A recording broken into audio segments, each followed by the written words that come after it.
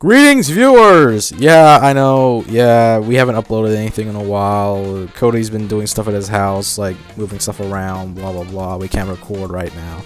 So I finally got to getting around to talk about what I don't and don't like Sonic Lost World. When in the end of the credits, when we talk about what did we like, what we didn't like, just basically a little afterthought. I have more of an up-the-scale things I feel about this game because, I'm a fucking Sonic nerd and this is a Sonic game. Well, the latest one that came out.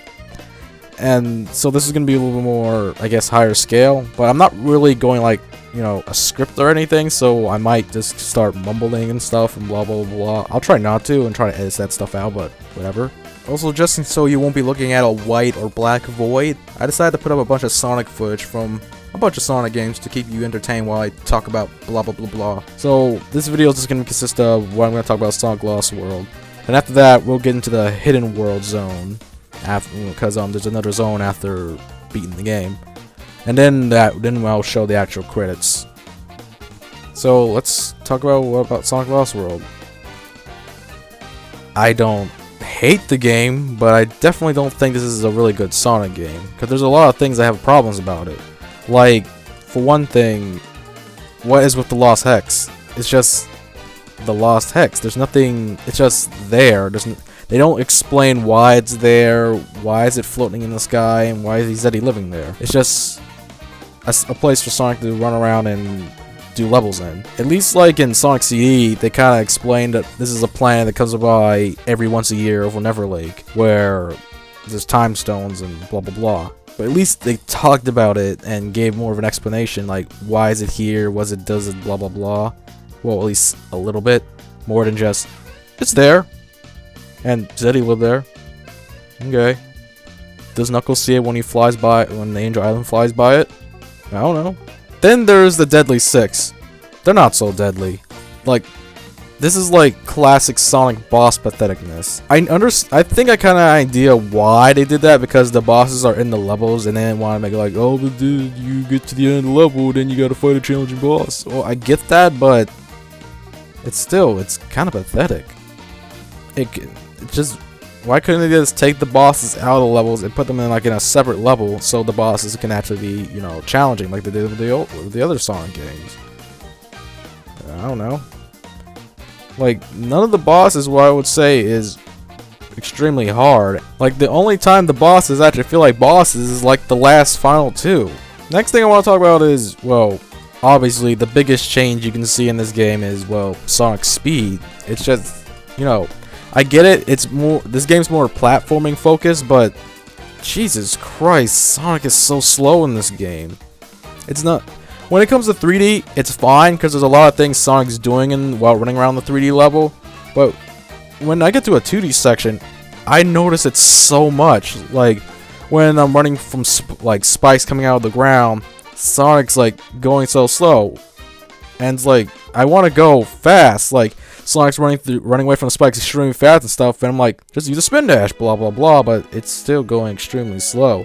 Also, another thing I don't like about it, yeah, I'm using the word also a lot, whatever, is, well, the zones. They're just, okay, there's 4 zones, there's 2 zones, there's 3 zones that are like the level, and then there's that one zone that, why is it there?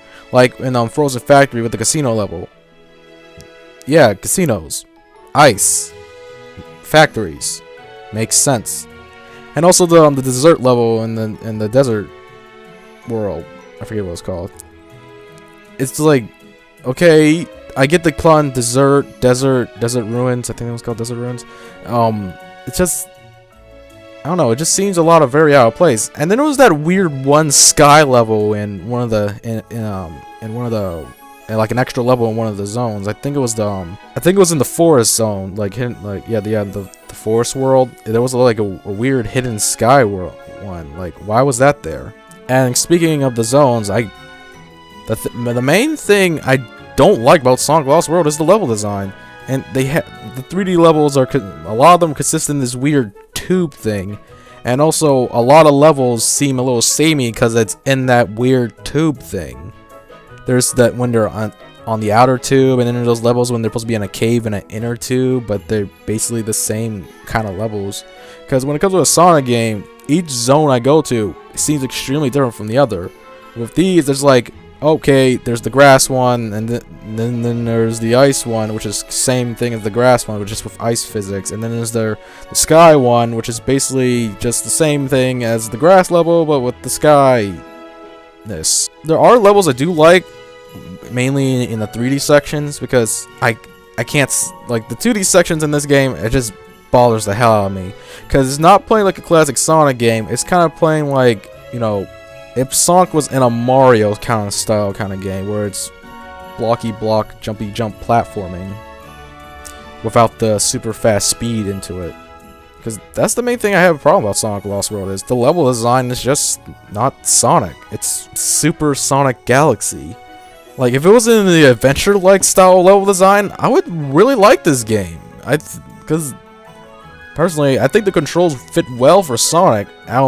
Excluding Adventure 1, I think this one has the best controls of any Sonic game. And when it comes to a platforming game, control is one of the most important things for me. Despite the negative things I said about this game, there are things I like about it. Like the parkour. Yeah, it's a little wonky, but when you get used to it, it's actually really fun. There are some points where I actually get saved myself from instant death. Like at this one point where I was in the last level of Lava Mountain Zone, the one before Eggman. I accidentally fell off one of the gears, and the gears fell in the lava. But it was 2 gears I couldn't jump up to. And I was like, oh shoot, I'm gonna die. But then I was able to spin dash up to a wall and parkour up there, and was able to get on the other gears.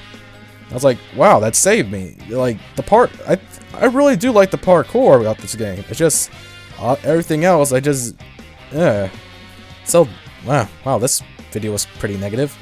So, say it again. If you ask me, is Sonic Lost World a good game? Yes, Sonic Lost World's a good game, but you have to have a specific taste to really, really like it. It's not bad, and it's not great. It's just, it's good. Nothing less, nothing more. Well, that's it for today. Probably tomorrow I'll start uploading the rest of the Sonic Lost World parts. So, I'm Nick, and Cody is not here because he's busy. And this is Bitrunners, traveling through video game worlds bit by bit. Like, favorite, and subscribe. It's kind of weird for Cody not saying that. Well, bye-bye.